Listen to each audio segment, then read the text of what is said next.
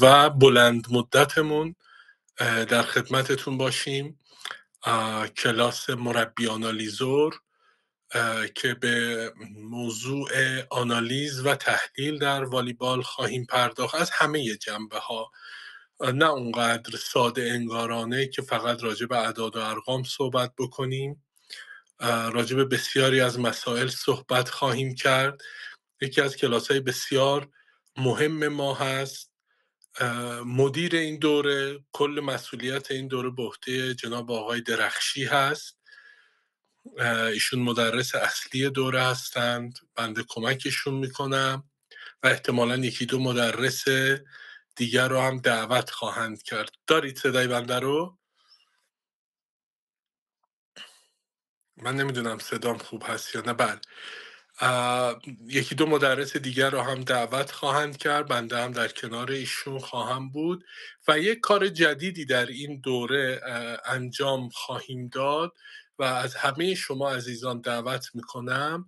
ما به دنبال تربیت مدرس هم هستیم در این دوره، برای کسانی که بیان و در دانشسرای والیبال به عنوان مدرس نم کارشون رو شروع بکنن. عزیزانی که دوست دارن به عنوان مدرس همکاری بکنن با ما، همکار ما بشن که باعث افتخار ما هم هست، از این دوره میتونن کارشون رو شروع بکنن. با آقای درخشی هماهنگ کنن، رزومه‌شون رو بفرستن براشون، مطالبی که میخوان میتونن توش تدریس کنن، موفق باشن بفرستن. کارهایی که تا حالا کردن، کتابی ترجمه کردن، مقاله آماده کردن، رو بفرستن. باعث افتخار ماست و این برنامه جدید ماست که توسعه بدیم، کارمون رو رشد بدیم و به بقیه هم کمک بکنیم رشد بکنن. مدرسان عزیز، مربیان عزیز که میدونم بسیار زیاد داریم و ما در خدمت شما هستیم. اینجا موقعیتیه برای همه شما عزیزان که اگر تمایل دارید، اشتیاق دارید، میتونید از این موضوع استفاده بکنید و امیدوارم که این دوره که به صورت کارگاهی و به صورت مشارکتی هم برگزار خواهد شد برای همتون مفید باشه. صادق جان اگر در کلاس هستی، ما دیگه کار رو میسپاریم به شما. بیا ما ببینیم، یه خوشوبشی بکنیم و بعد دیگه شما انشالله کار رو پیش ببر.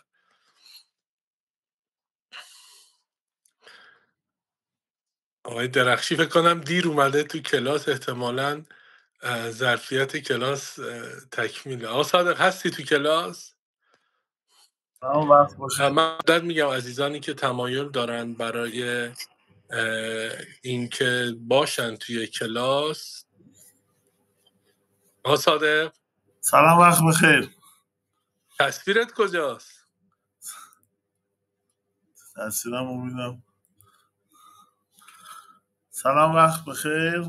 سلام، وقت شما هم بخیر آقای درخشی خسته نباشید.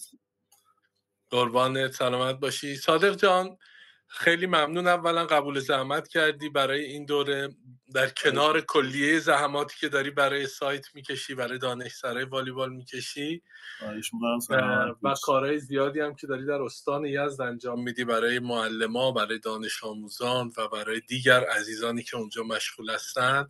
باعث افتخار ماست که شما در کنار ما هستی و با هم میتونیم این همکاری رو انجام بدیم. خواهش میکنم، سلامت بشید و همچنین امیدوارم که دوره‌ای که برگزار میشه مثل واقعی دوره‌ها مفید واقع بشه واسه بچه‌ها و بتونن ازش نهایت استفاده رو ببرن.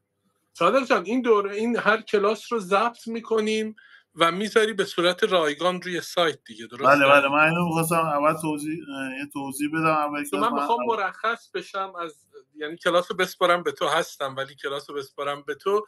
من یکی دو تا سوال میکنم که بقیه هم بدونن. این یکی پس اونجا در اختیارشون قرار داده میشه. بله کلاس ها ضبط میشه و میذاریم داخل سایت، مثل دوره‌های دیگه رایگان هم هست دیگه، میتونن خریداری کنن و فیلم ها رو ببینن و دانلود کنن هر موقع خواستن.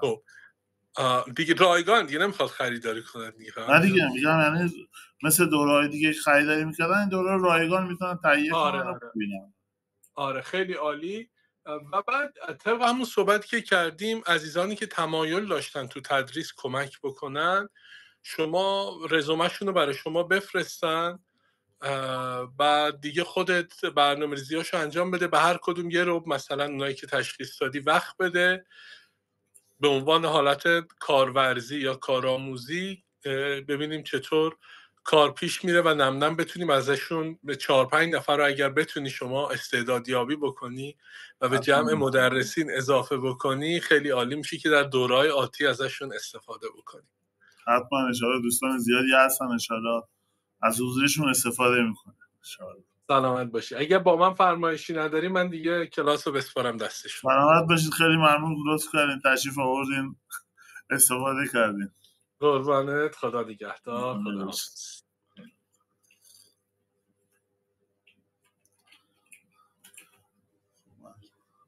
سلام و عرض ادب خدمت همه مربیان گرامی. خیلی خوشحالم که در خدمت همه دوستان هستم. انشالله که بتونیم تا پایان دوره خوبی رو جلو ببریم و همه دوستان بتونن نهایت استفاده رو ببرن. فقط یه موضوع هست که من ابتدای کار یه عذرخواهی بکنم. دوستان خیلی زیادی عضو گروه شدن که باعث خوشحالی ماست. فقط ظرفیت اسکایروم ما حالا 100 نفر نمیتونیم بیشتر از 100 نفر در خدمتشون باشیم به صورت آنلاین. دوره ضبط میشه، فیلم های دوره و فایل های دوره هم سیو میشه، ما میذاریم داخل سایت و مثل دوره های دیگه که های مهندگان توضیح دادن در خدمتتون هست و میتونید که دانلود کنید و مشاهده کنید و استفاده کنید و دوستانی که حالا احیانا نتونستن که وارد کلاس هم بشن نگران نباشن و چیزی رو انشاءالله از دست نمیدن و میتونن که از فایل های ضبط شده استفاده ببرن. مورد دوم که خود استاد هم ارزم به حضورتون فرمودند در خصوص دوره بود که قرار نیست که ما این دوره رو به صورت این باشه یک جانبه باشه، باید دوستان دیگر هم زحمت بکشن. همه دوستانی که داخل کلاس حضور دارن و مشارکت کنن. یه فاز از کلاس که ما رفتیم جلو انشاءالله بهتون میگیم که باید چه کاری رو انجام بدین و انشاءالله همه دوستان انجام میدن و فایل ها رو ارسال خواهند کرد. خب من اگر اجازه بدین تصویرم قطع میکنم و چون میخوام فایل ها رو بارگذاری کنم که واسه دوستان احیانا مشکلی پیش نیاد.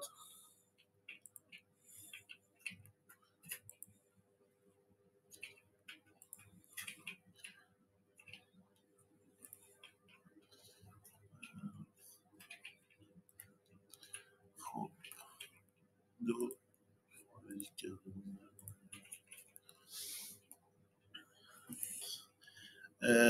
ببین من قبل از که دوره رو شروع کنم یه عرضم موضوع توضیح خدمت دوستان بدم که ما قبلا داخل سایت دانشسرای والیبال 2 تا دوره رو برگزار کردیم که یکی از اون دوره که همونجور که داخل تصویر میبینید دوره آنالیز در والیبال و کاربرد هاست که حالا بنده افتخار داشتم اونجا هم تدریس داشتم. اونجا خیلی به صورت عمیق‌تر در مورد نرم افزارهای آنالیز صحبت شده و عرضم به حضورتون و نرم افزار کلیک اند اسکات هم که حالا در ادامه هم اگر که وقت شد یه توضیح در موردش خواهیم داد. کاملا تدریس شده و میتونید از اون دوره ها استفاده کنید. و یه دوره دیگه هم که فکر میکنم جز بهترین دوره های برگزار شده آنالیز در ایران هست، دوره ای هست که آقای نوید مشجری، استاد نوید مشجری، استاد مهرگان و یکی دو تا دیگه از مدرسین خیلی خوبی که بحث آنالیز رو انجام میدن. اون دوره هم دوره آنالیز هست. بس اون هم جزء اولین دوره‌ای بود که داخل سایت ما برگزار کردیم و اونجا هم در مورد نرم افزار DV4 کاملا تدریس شده. نرم افزار DV4 و آنالیز هم کاملا تدریس شده. حالا این موارد رو خدمت دوستانی میگم که احیانا در پی این هستن که آنالیزور بشن و کلا کار آنالیزوری رو انتخاب میکنن و دوستان که آنالیزور بشن که ازشون دعوت میکنم که حتما این 2 دوره رو تهیه کنن و تماشا کنن و انشالله دیگه با تماشای این 2 دوره قطعا میتونید وارد دنیای آنالیزوری بشین و دیگه با وقت کار تمرین و تکرار هست که باید شما دوستان انجام بدید. در خصوص اما مبحث اصلی ما بحث آنالیز هست. دوره که در خدمتتون هستیم تربیت مربی آنالیزور هست. یعنی الان قشری که ما در خدمت شما هستیم همه مربیان عزیز والیبال هستیم. حالا ممکنه از درجه 3 تا دوستان بین‌المللی در کلاس حضور داشته باشن و اساتید محترمی هم که هستن که باعث خوشحالی است. بحث ما سعی می‌کنیم اینجا مباحث پایه آنالیز رو بگیم و در ادامه بحث فرم‌های دستی آنالیز، نحوه طراحیش و یه سری فرم‌های دستی آنالیز، گراف‌ها و عرضم به حضورتون اکشن‌ها و نحوه ارزیابی اکشن‌ها که زبان مشترک هست بین کلیه نرم افزارهای آنالیز معتبری که در دنیای والیبال استفاده میشه. من ابتداً بهتون میگم دوستان نرم افزارهای موبایلی خیلی زیادی هست که بحث آنالیز و اینا استفاده میشه، ولی نرم افزارهایی که الان توی دنیای آنالیز و بین مربیان در واقع زبان مشترک هست 2 نرم افزار هست که واسه شرکت در واقع دیتا پروژکت هست و یه نرم افزار لهستانی هم هست که البته 1-2 سالی هم هست که در واقع وارد دنیای والیبال شده و بسیار نرم افزار کاملی هم هست.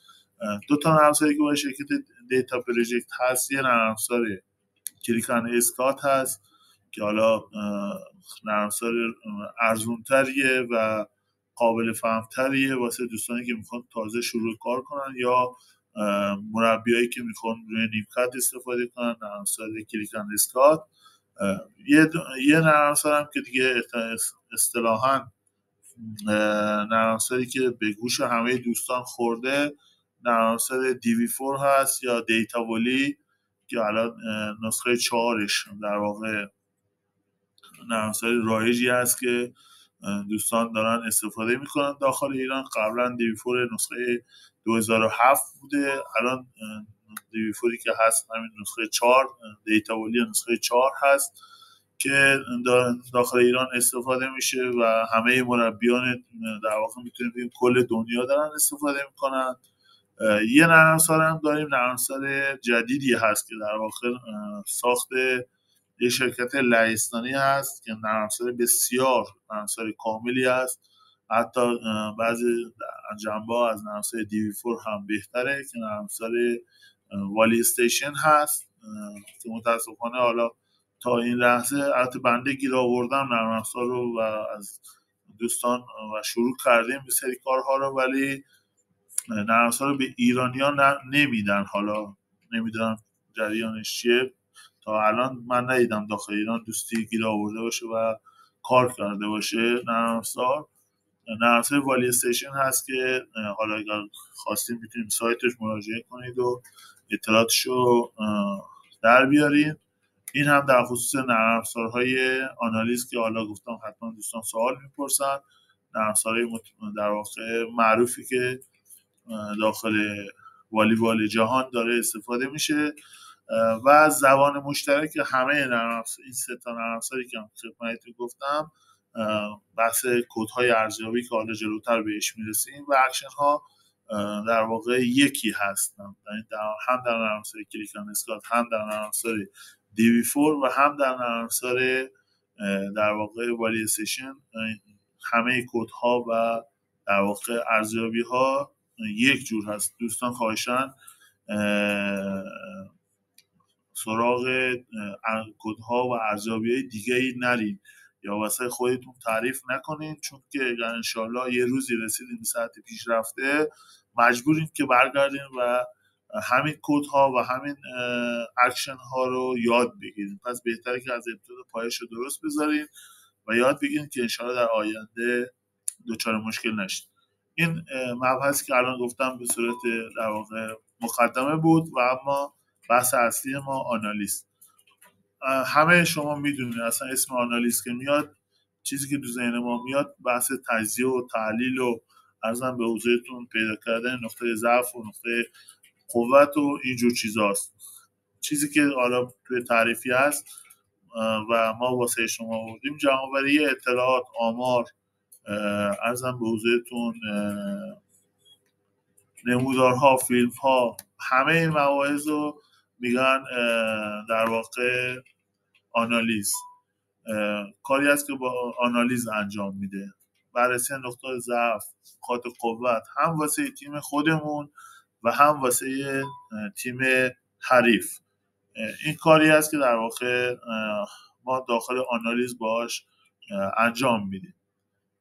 حالا نرم افزارهای آنالیز ما چه اطلاعاتی رو در اختیار ما قرار میدن؟ ببین نرم افزار یک اطلاعات آماری است که حالا در واقع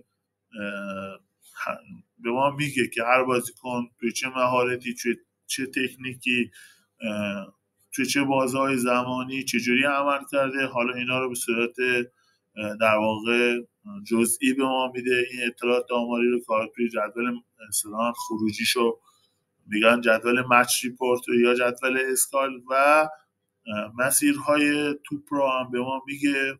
مسیرهای توپی توی تکنیک‌های آبشار و سرویس که اصطلاحاً بیشترین آبشارها رو در واقع توی چه مسیری زدیم و بیشترین سرویس ها رو توی چه مسیری زدیم. اینا رو اصطلاحاً بهش میگن گراف ها رو هم به ما میده و اطلاعات تصویری هم که به ما میده. یعنی شما میتونید که فیلم مثلا دریافت‌های یه تیم رو کامل ببینید توی نرم افزار، دریافت‌های یه بازیکن خاص رو هم میتونید فیلتر کنید ببینید توی نرم افزار. حالا همه این موارد واسه بازیکنان خودی و واسه بازیکنان حریف به همین شکل هست. میتونیم که ما کار فیلتر رو انجام بدیم و ببینیم و کاملا ریس در این جزئیات رو ما میتونیم به استفاده از نرم افزارهای آنالیز در بیاریم از تیم‌های مختلف.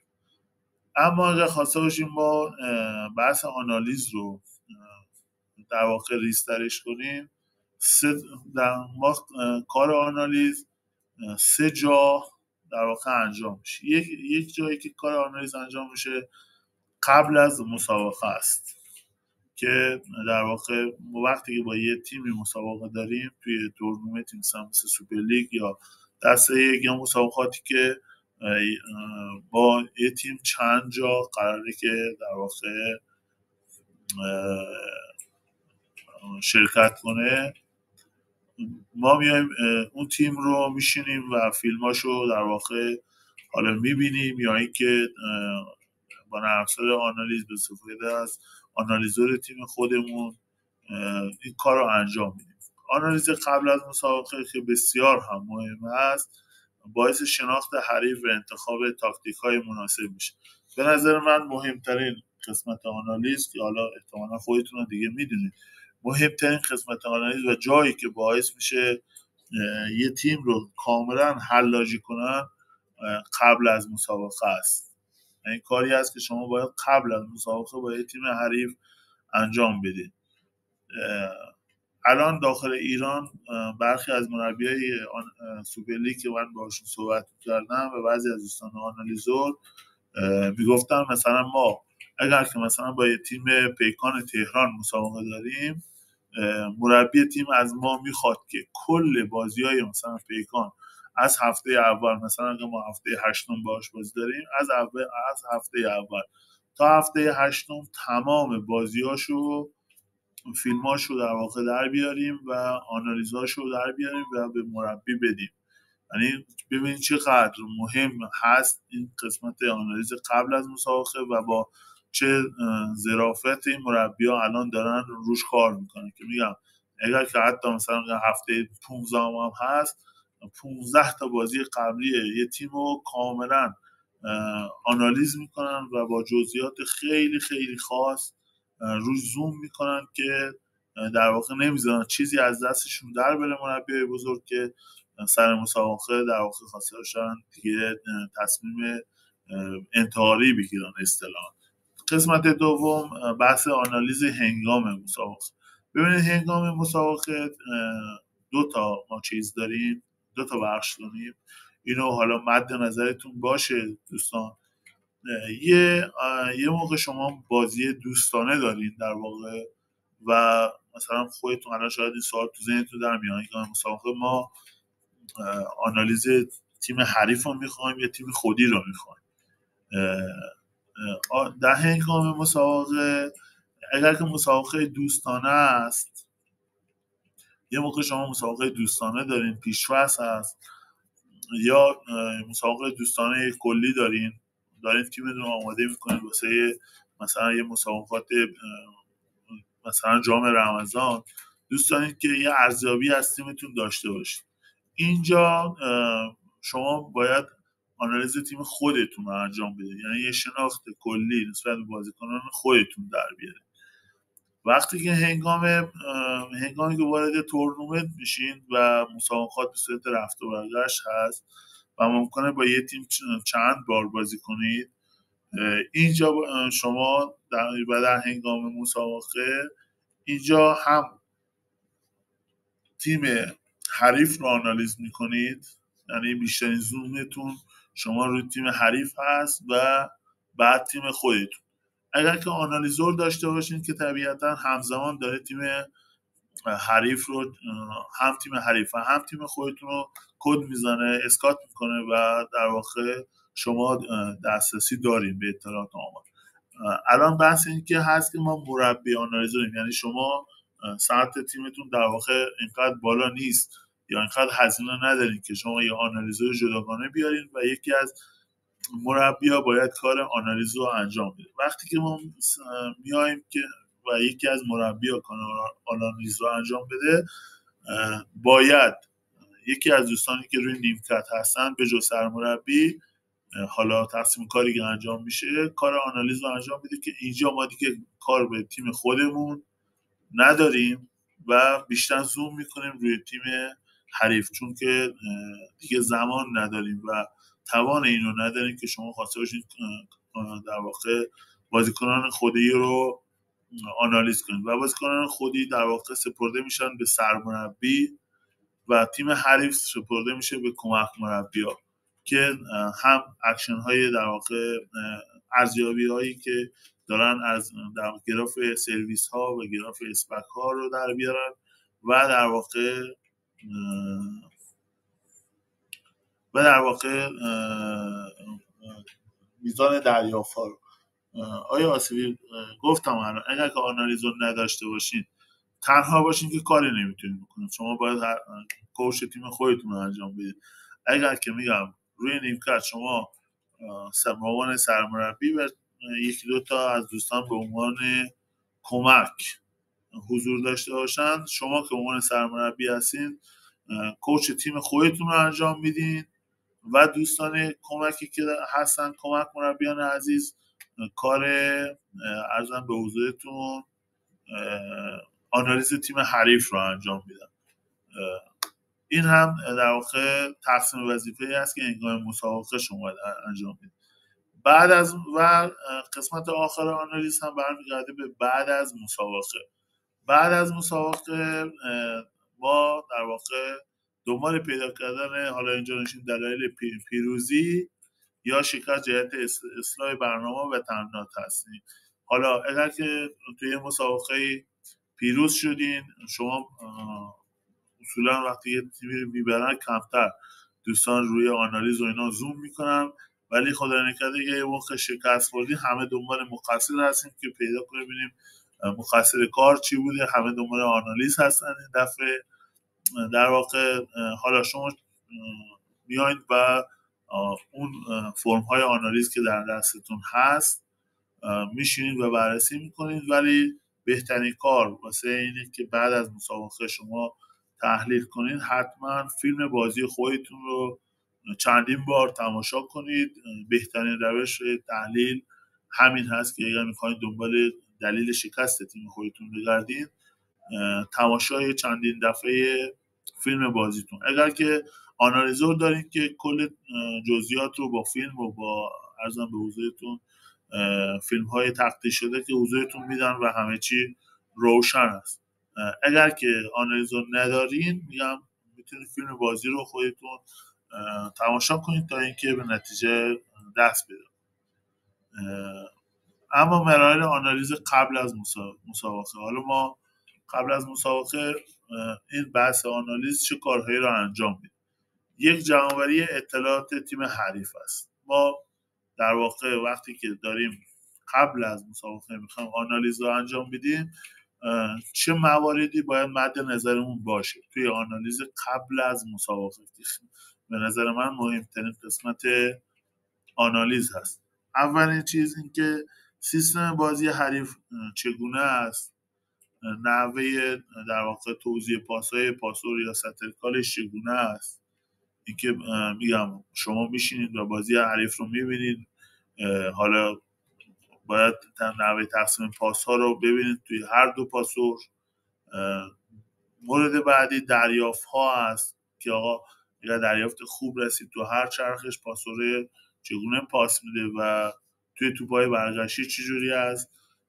پیدا کردن بهترین دریافت کننده حریف، بهترین در واقع حمله کننده حریف و نحوه جایگیری بازیکنان هم هنگامی که در واقع سرویس زده میشه شما باید بررسی کنید که نحوه جایگیریشون چجوری است. بهترین سرویس زنشون رو باید پیدا بکنید. موقعی که سرویس بزنن ببینید بهترین سرویس زنشون چجوری است. به نظر من شما حتما گراف حملات تیم حریف رو داشته باشین توی هر چرخش. گراف سرویس ها رو داشته باشین. تمام بازیکنانی که داخل زمین موقع سرویس میزنن حتما گراف سرویس هاشون رو هم رسم کنید خودتون. میگم اینا در صورتی که آنالیزور نداشته باشین گراف سرویس ها رو هم رسمش کنید و تا موقعی که میخواین انشالله تجزیه و تحلیل کنید و تقسیم کار رو انجام بدید و با بازیکنانتون صحبت کنید با دست پر باشید. نحوه وضعیت جایگیری و توانایی مدافعان روی تورتون هست. تور حریف در واقع میسنجید. نحوه آرایش گفتم، سرویس دادن گفتم و عرضم به حضور مسیر اسپکار رو گفتم خدمتتون. این که مربی حریف در چه زمانهایی وقت استراحت میگیره، تعویضاشون چجوری هست. مثلا میگن تیم حریف تا امتیاز 18 چجوری بازی میکنه، بعد از 18 چجوری بازی میکنه، مثلا بعد از 20 چجوری بازی میکنه. اگر که در واقع بازیشون قفل بشه چه شرایطی رو پیش میارن، چه ترکیبی رو عوض میکنن. همه شرایط و حالاتی که ممکنه توی بازی مقابل شما رخ بده رو باید چیکار کنید تو آنالیز قبل از بازی خودتون واسه خودتون پیش بینی کنید و حتما یادداشت کنید. ببینید این مواردی هست که من گفتم، دفاع روی تورشون چه بازیکنایی هستن، دفاع داخل میدانشون، سیستم حمله، سیستم سرویس. این مواردی هست که شما باید قبل از در واقع مسابقه انجام بدید.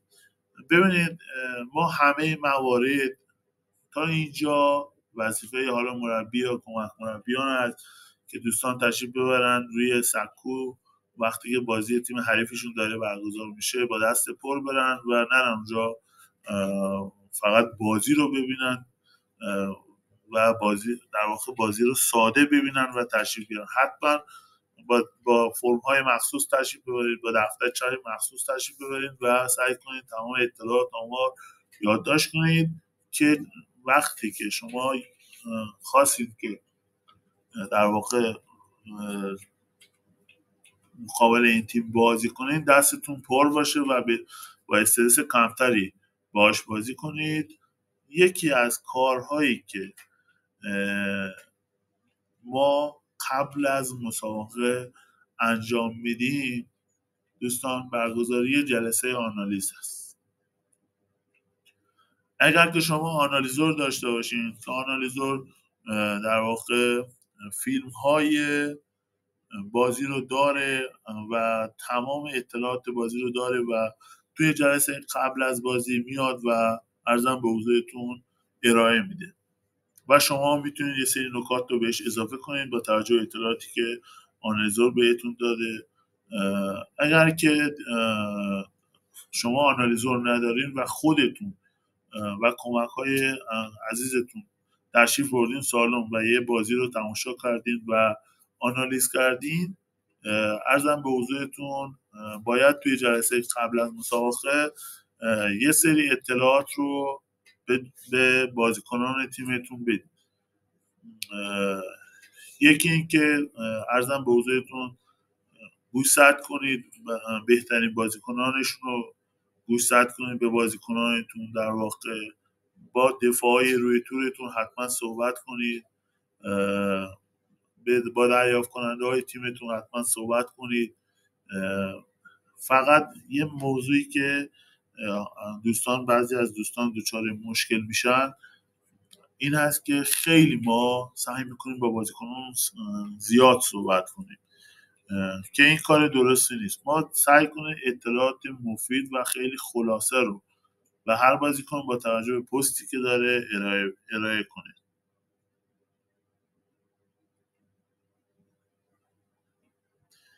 خانم آقای مرزاد، ببینید شما اطلاعاتی که اگر که جلوی تیمی میگین بازی کردین و هیچ اطلاعاتی از تیمشون نداشتین، اول که حالا خیلی استثناء این در واقع فکر میکنم این شرایط پیش بیاد که حالا شما جلو تیم نگن که مثلا بازی اول باشه با یه تیمی بازی میکنید که شما هیچ شناختی ندارید.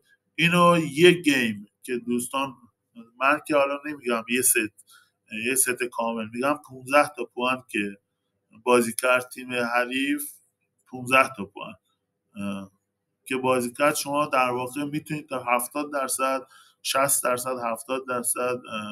تیم مقابلتون رو اگر که یه ذره دقت کنید و واقعا فکرتون به عنوان کمک روی تیم حریف باشه، یه 15 تا امتیاز که بازی کنن، یه 20 تا امتیاز، 15 تا که بازی کنید و رالی انجام بشه، شما میتونید که در واقع کار آنالیزش رو انجام بدید که اون برمیگرده به آنالیز هنگام مسابقه که هنوز ما نرسید و داریم آنالیز در واقع قبل از مسابقه رو با جزئیات خدمتتون میگیم. این چیزی که الان شما فهمیدید میاد بحث اینجا. ببینید آنالیز هنگام مسابقه، اطلاعاتی که حالا مربیان در طول مسابقه میتونن از آنالیزور دریافت کنن، حالا از آنالیزور یا از کمک هایی که دوستان دارن کار آنالیز دستی رو انجام میدن. ببینید بحث آنالیز دستی ما نمیتونیم هیچ موقع اون اطلاعاتی که آنالیز نرم افزاری داره و در لحظه به ما میده رو ما داشته باشیم و اصلا بعضی از مربی‌ها هنگامی کمک مربی‌های عزیز هنگامی که تقسیم وظایف میشه و کار آنالیز تیم حریف رو بهش واگذار میکنن، اصلا وارد با تماشای بازی میشه، خیلی اون در واقع ارزیابی‌ها رو اشتباه میزنن، اطلاعات رو اشتباه به مربی میدن. این موارد خیلی باید دقت بکنید که نرید یه دفعه توی جو مسابقه و در واقع تماشاگر بشین. شما اینجا وظیفه شما کمک هست، کمک کردن به تیم هست و باید کار آنالیزتون رو انجام بدید. ببینید سعی کنید مثلا اگر که خودتون یه به عنوان سرمربی هستید و 3 تا کمک زمین دارید، یکی از کمک ها مثلا کار تعویض‌ها و تغییرات ارنج تیم مقابل حاضر نظر داشته باشه. یکی از دوستان دیگه کارتون پاسور رو و در واقع پاسور دریافت کننده ها و اسپک زن تیم رو مد نظرشه. یکی از کمک های دیگه مسیر در واقع سرویس های تیم حریف رو در نظر بگیره، دفاع روی تور حریف رو در نظر بگیره و دفاع داخل میدان رو که داخل فرم ها یادداشت کنن و سعی کنن این اطلاعات رو حالا در حین مسابقه هر موقعی که خودتون یا هر موقعی خودتون درخواست کردین بهتون بدن. این مباحثی که در هنگام آنالیز مسابقه هست رو دوستان تماشا میکنید. تاکتیک تیم حریف در هنگام بازی، تغییرات ارنج تیم مقابل، توزیع پاس که گفتم بهتون که میشه سطح کار، دریافت کننده ضعیف تیم حریف رو بررسی کنن، مسیر آبشارها، مسیر سرویس ها، بهترین دنده هاشون یا ضعیفترین دنده هاشون رو شناسایی کنن. این مباحثی که هست که در هنگام مسابقه عرضم به حضورتون باید شما انجام بدید. یه موضوع هم هست آنالیز پس از مسابقه، یعنی الان زمانی هست که مسابقه تموم شده و حالا سوالاتی که ممکنه پیش بیاد چرا برنده و بازنده شدیم که این اگر آنالیز انجام داده باشین روشنه. ارزم نقاط ضعف تیممون چی بوده که اگر آنالیزور داشته باشین کاملا روشنه. ممکنه توی ساید اوت باشه شما مشکل تیمتون توی دریافت باشه یا اینکه توی اسپک باشه. ارزم به حضورتون این سوالات مختلفی هست که حالا به ذهنتون میاد و شما میتونید که میگم اگر آنالیزور داشته باشید که در لحظه بهتون میدن و میتونید جواب سوالتون رو پیدا کنید. اگر که نداشتین میتونید به تماشای چندین باره فیلم بازیتون بهش دست داشته باشید. من قبل از که وارد در واقع کدهای پایه بشم دوست دارم که شما اکشن ها رو یا مین کد ها رو بدونید. ببینید دوستان در والیبال همونجور که خودتون همه استاد هستین و در جریان هستین ما یه سری در واقع اکشن داریم، یه سری تکنیک اصلی داریم که باش امتیاز میگیرن و جریان بازی در واقع باش در جریان هست. شما این جدولی که الان پیش روتون هست که شما میبینید بیسیک اسکایل که الان روبروتون هست و دوستان یادداشت کنید، حالا یا اینکه خودتون حفظین دیگه یا هر چیزی، اینو باید کاملا توی ذهنتون داشته باشید. این جدول و این اکشن ها و این تکنیک ها رو باید کاملا توی ذهنتون داشته باشید.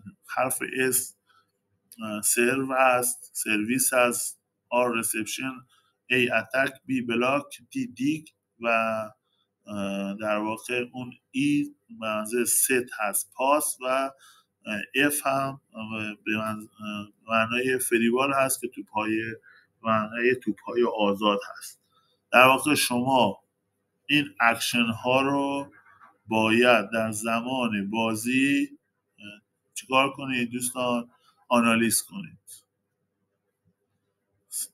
اکشن های مهمی که ما در زمان بازی بهش نیاز داریم و حتما باید شما زحمت آنالیزشو بکشید: سرویس، ریسپشن، دریافت، اتک، بلاک و حالا ست معنی تقسیم پاس و کیفیت پاس پاسورها. این چیزی هست که شما دوستان گرامی باید حتما در جریان بازی اگر که آنالیزور نداشته باشین باید کار یادداشتش رو انجام بدید.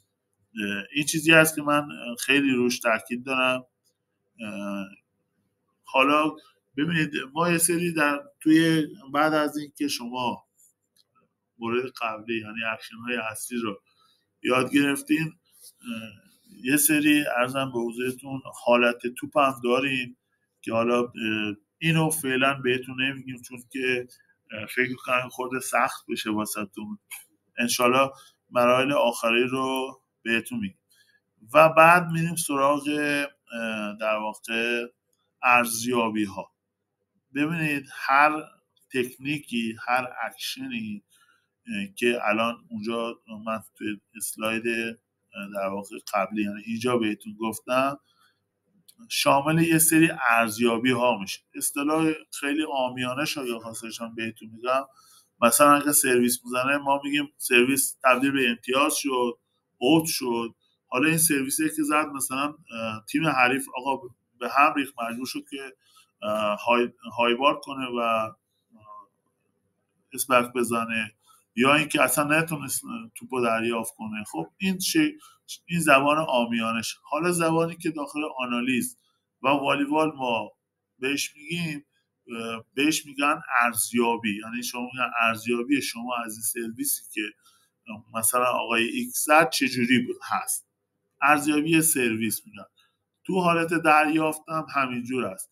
حالا دریافت، تو حالت دریافت شما خیلی زیاد به گوشتون خورده یا بعضی از مربی‌ها ایامی که کنار مربیای دیگه بودن اصطلاحاً به گوشتون خورده دریافت مثلا فلان بازیکنی دریافتش رو پلاس پلاس میرسونه، دریافتش رو پلاس رسون یا اسلش شد یا دو منفی شد یا منفی شد یا ساین شد. این اصطلاحاتی هست که در واقع تو حالت دریافتم ارزیابی بهش میگن. شما دیگه میگم یه سری تکنیک دارید که مد نظرتون هست و یه سری چیز هم دارید که این تکنیک ها ثابت هست و یه سری کد دارین در واقع یا حالت داریم که ما بهش میگیم ارزیابی و در واقع امتیاز بهش میدیم. ببینید این حالت ها و علائم ارزیابی واسه هر کدوم از تکنیک ها متفاوت هست. ما واسه اینکه دوستان شما سختتون نباشه نمیخوایم که همه مثلا 6 علامت یا عرضم به حضورتون کامل اینا رو یک دفعه شما یاد بگیرید. اصلا ما هدفمون این نیست. ما دوست داریم که شما کم کم شروع کنیم و جلو بریم. ببین واسه آنالیز دستی و واسه شروع ما مثلا الان حالت اسپک که بهتون گفتیم و انگلیسیش هم میشه اتک یا ای. وقتی که شما یه فرمی رو میخواین طراحی کنید میتونید حرف ای رو بزنید مخفف اتک یا اسپک. در حالت پلاس پلاس ببینید اون علامت اولی رو که میبینید، خب علامت اولی توی جدول که گذاشته علامت پلاس پلاس در واقع اسپکی هست که منجر به امتیاز شده واسه تیم خودی. خب این علامت رو حتما تو ذهنتون باشه. خب پس میگن پلاس یا 2 مثبت اصطلاحاً، ولی در واقع علامتی که بین همه معروف است حالت پلاس یا 2 مثبت هست. اینو مد نظرتون باشه. پس اولی علامتی که شما باید یاد بگیرید علامت پلاس هست. ارزیابیش در حالت اسپک یعنی چی؟ یعنی میگن اسپک تبدیل به امتیاز شده. پس وقتی که میگن آقا اسپک پلاس یعنی اسپک تبدیل به امتیاز شده. وقتی که شما میخواین توی فرمتون یادداشت کنید اون فرم دستی که پیش روتون هست توی قسمت A اتک حالت پلاس شما میزنید 1. خب یعنی یکی سرویس که زده تو حالت پلاس یه اسپکی که زده یه اسپکی زده تبدیل به امتیاز شده. مورد بعدی تو حالت اسپک در حالتی که منفی باشه مثبت باشه. حالا اینجا در واقع مثبت بوده منفی خوده. دومین علامت بعد از علامت پلاس مثبت هست دوستان، منفی نیست. اینجا اشتباهی تایپ شده، من عذرخواهی میکنم. مثبت هست. مثبت یعنی چه؟ یعنی زمانی هست که اسپک زده شده، دفاع تیم حریف ناقص بوده، توپگیری داخل زمینشون ناقص انجام شده و مجبور شدن توپی که بازیکن ما اسپک زده به صورت فریبال دوباره رد کنن به سمت تیم ما و اصطلاحاً تیم ما امکان حمله مجدد رو داشته باشه. این حالت رو بهش میگن مثبت. میگن آقا اسپکی زده، اسپک مثبت بوده، اسپک خوبی بوده که زده. خب پس اینو توی فرم دستیتون توی قسمت مثبت موقعی که اسپک زده شد و این شرایطی که گفتم یعنی مجبور شدن که توپش به صورت فریبال دوباره برگردونن به زمین خودتون یه علامت مثبت واسش در نظر میگیرید. یه علامت مثبت واسش در نظر میگیرید. توی موقعی که اسپکش دفاع میشه، خب موقعی که اسپکش دفاع میشه و کاملا دفاع میشه یعنی دیگه اسپک دفاع شده و امتیاز رسیده به تیم حریف، اصطلاحاً بهش میگن کیل بلاک شده. خب وقتی که اسپکی که طرف مقابل میزنه و کاملا دفاع میشه، رستوران کیل بلاک میشه رو ما علامت اسلش نشون میدیم. در واقع پنجمین علامت رو اگر توی جدول نگاه کنید نوشتیم، تعریفش رو اینجا نوشتیم دفاع کامل توسط حریف. در واقع این چی شده؟ کیل بلاک شده، دفاع کاملا اسپکی زده شده توسط تیم حریف، کاملا دفاع شده که این علامت رو میگن کیل بلاک. و علامت آخر دو منفی. خب علامت دو منفی، اسپک زده شده توی تور، اسپک زده توی اوت، اسپک موقعی که اومده اسپک بزنه استران، موقعی که اومده بازیکن بلند بشه از زمین توی تور دستش گیر کرده یا پاش رد شده یا هر کدوم از این موارد، در واقع اون بازیکنی که زننده اسپک بوده خطا داده میشه دو منفی. این علامت هم مد نظرتون باشه. پس موقعی که بازیکنتون اومد اسپک بزنه و توپش رو زد توی اوت، زد توی تور، پاش از خط رد شد یا هر کاری که باعث رسیدن امتیاز به تیم حریف شد، قبل از زدن اسپکش در واقع میشه دو منفی و خطا.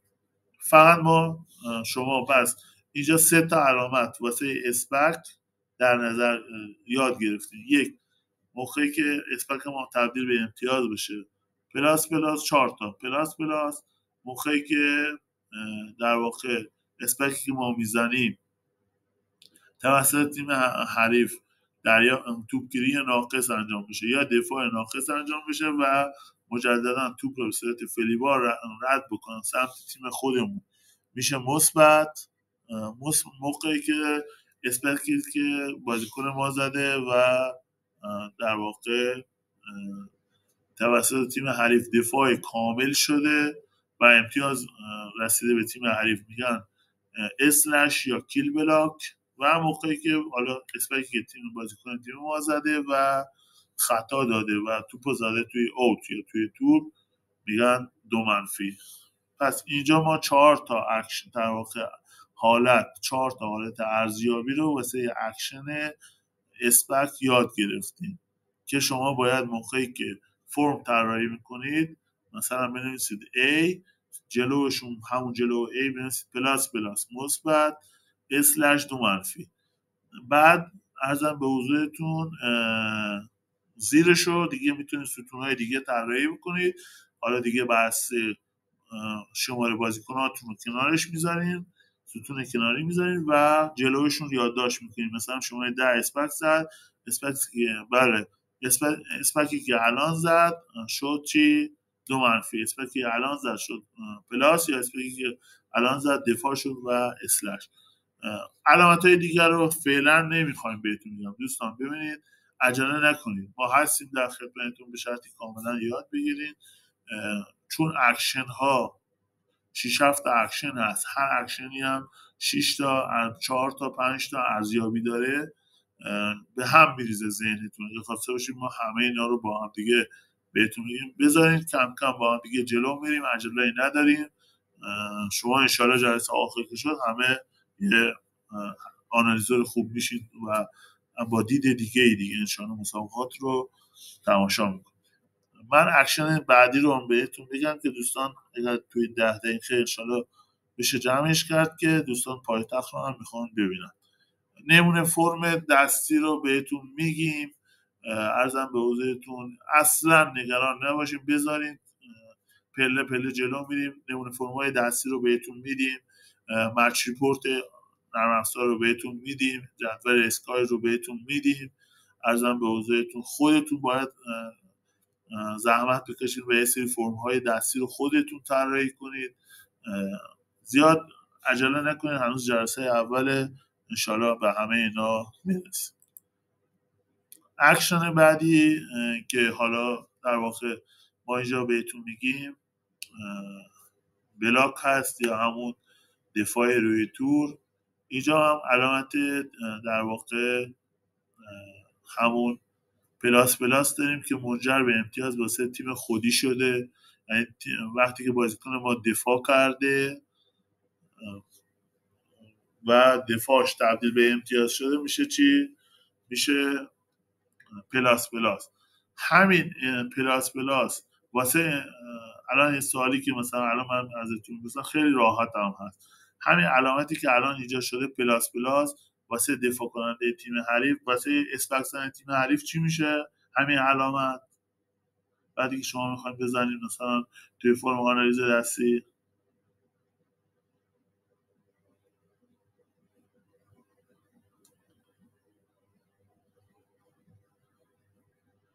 دقیقاً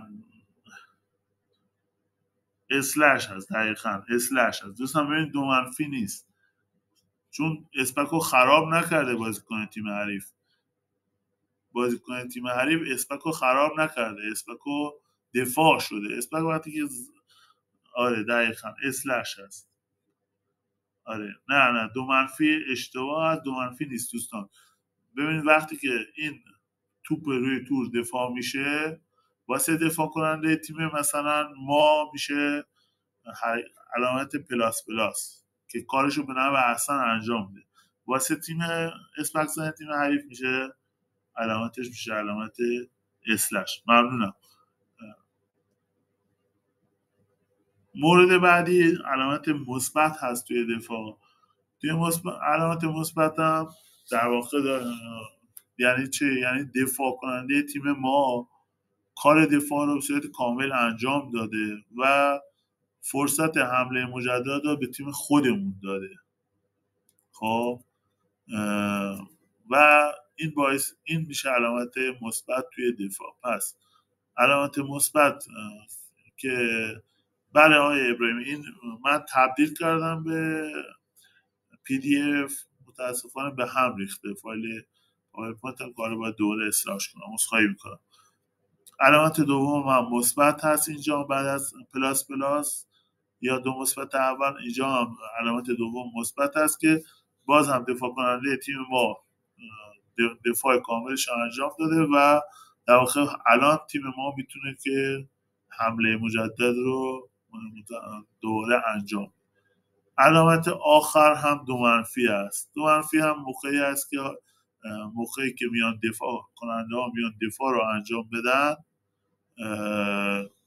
دستشون به تور میخوره، به آنتن میخوره و یا که پاشون از خط رد میشه. در واقع هر حرکتی که باعث میشه دفاع کننده امتیازش برسه به تیم حریف. این هم اکشن دفاع بود و چند تا از کدهای ارزیابیش. هنوز چند تا دیگه اکشن داریم و کدهای ارزیابیشو داریم. دوستان جلسه اول بود، امیدوارم که چون من 5 دقیقه دیگه من میدونم که همه دوستان میخوان برن فیلم پایتخت رو تماشا کنن، زیاد و بیشتر از این هم نمیخوام اطلاعات بهتون بدیم که دچار سردرگمی نشین. امیدوارم که این جلسه در واقع مفید واقع بشه واسهتون و ما بتونیم این سری اطلاعات کمی که داریم در اختیارتون بذاریم. فیلم هم ضبط میشه و میذاریم داخل پنل. انشالله که در واقع دوستان هم بتونن نهایت استفاده رو ببرن. زیاد عجله نکنید، فقط یه خواهشی که از این دارم، انشالله به همه موارد میرسیم.